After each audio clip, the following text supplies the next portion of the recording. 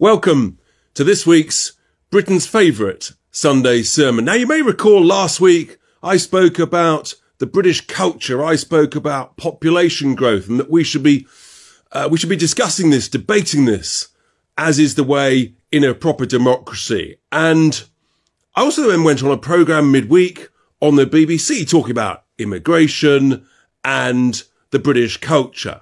Fascinating. Someone kindly sent me an email as well saying, when you define the British culture, what do you mean by that? And this person said, well, actually, it's simple. It's law, language, and queuing. I thought there was something rather fun about that. But let me tell you what the British culture is not.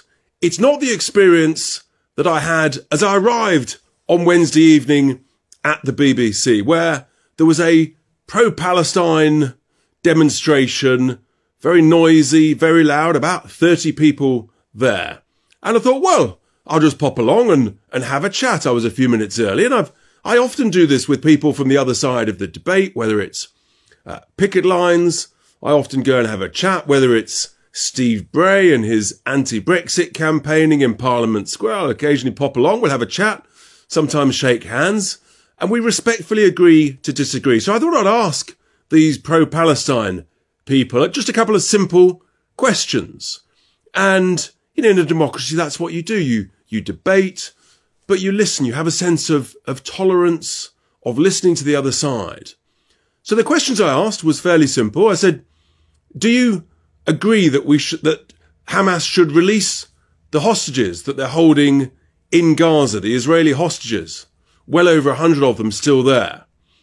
And then I said, do you condemn Hamas for the attacks on October the 7th? Well, I mean, you could not believe the response.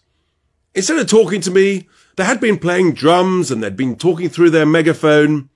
What do? They increased the volume and the tempo of the drums. They wouldn't answer a single question. They were shouting and yelling on the megaphone. They were wagging their fingers at me. I asked 10 different people in this crowd the same questions. Would they free the hostages? Did they condemn Hamas for the October 7th attack? And should Hamas, a terror group, continue to govern Gaza? And these people are supposedly pro-ceasefire, pro-Palestinians. And all I got was shouting, yelling, megaphones, and then it started, the pushing, the shoving, and I half expected a punch. Yeah, I got to be honest, it was one of probably the most scary times I've actually ever experienced in politics. And I tell you what, that is not the British culture. That is not the British way. I don't know who these people were with their masks, their faces covered, their hoods. I could see a few of the faces. But I spoke last week about being at sort of Everest base camp of sectarian politics. And that was it. Live, central London, outside the BBC. These people don't want to engage in any form of democratic debate.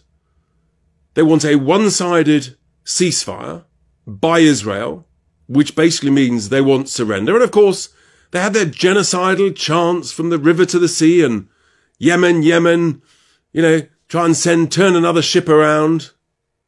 These people don't believe in democracy. Not at all. They're bullies. They're thugs. They're vile. They have absolutely no place in the United Kingdom, the democratic nation that we love. Frankly, they don't subscribe or empathise with the British culture. I think they want to bring a completely different culture into our way of life. And that's not who we are. It's not what we want to be. It's not what we should be. Frankly, if that's what these people want, please go and live somewhere else where they practice your type of politics. Brutality, division, violence. People do that elsewhere. We don't do that in the United Kingdom. That was the moment when I realised just how serious this has become. I knew it was bad. I was the first to call for the marches to be banned. These pro-Palestine marches, in inverted commas. I called for them to be banned the week after October the 7th. I said they would incite hatred, violence, and anti-Semitism. I was right then, and I'm right now. Because that's who these people are. They're hateful, they are violent, they are deeply anti-Semitic. They didn't want to engage in any debate. They didn't want to free the hostages at all. This isn't a pro-Palestine demonstration. 100% of those people on that demo, some 30 people, were pro-Hamas. So all of those people out there who say the vast majority of people on these marches are peace-loving and just want peace and a sustainable ceasefire, sorry, I'm not buying it at all. Because actually, when you go and question people, that's the reaction you get. It's not good. It's not who we are. It's not our British culture. But if a government doesn't have the guts to recognise this and to ban these anti-Semitic hateful marches, which we should have done, you get a vacuum. And evil fills a vacuum. And that's what, sadly, we're now seeing on our streets, up and down the country.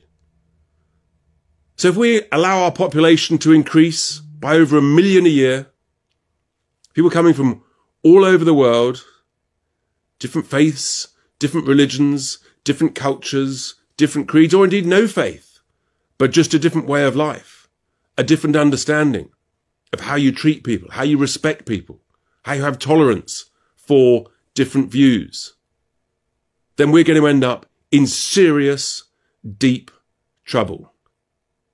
Even more division and more trouble than we've already got. It requires leadership. It requires the courage to say, that's not who we are. That's not our way of life. That's not our culture. That's not how we do things. That's why I believe, absolutely, smart immigration works when people integrate, when they're absorbed in sensible numbers that can work with communities, but can actually empathise with and sign up to our British culture. And what's quite clear is that way too many of those coming into the United Kingdom have no interest in that. And therefore we've got these silos, completely isolated, different cultures, just living alongside each other. And when you get a bit of tension, this is what happens. It's not the way to go. We've got to be honest about it. Because if not, we've got a general election coming up later this year. This has the potential, I regret to say, to be the first sectarian election, in a sense, that we really experience in the UK. You could have extreme Islamist candidates beating Labour Party candidates in certain constituencies. And you have to ask yourself, is that really going to help unify people under a British culture? If we don't address this, if we don't have this debate now, we are sleepwalking into disaster. I have a very clear picture of where this is potentially going.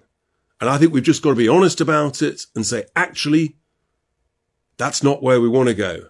Thank you very much. We don't want Sharia law in any part of our society, our communities, our legal system. We rely 100% exclusively on our English legal system, because actually that's part of the bedrock of why people love and admire the British culture from all over the world. It's why we're so respected all over the world, because of that fairness, that tolerance, that compassion, that understanding of different points of view. This is serious, folks. We've got to address it now. Don't wait until it's too late. And with that, here endeth my Sunday sermon.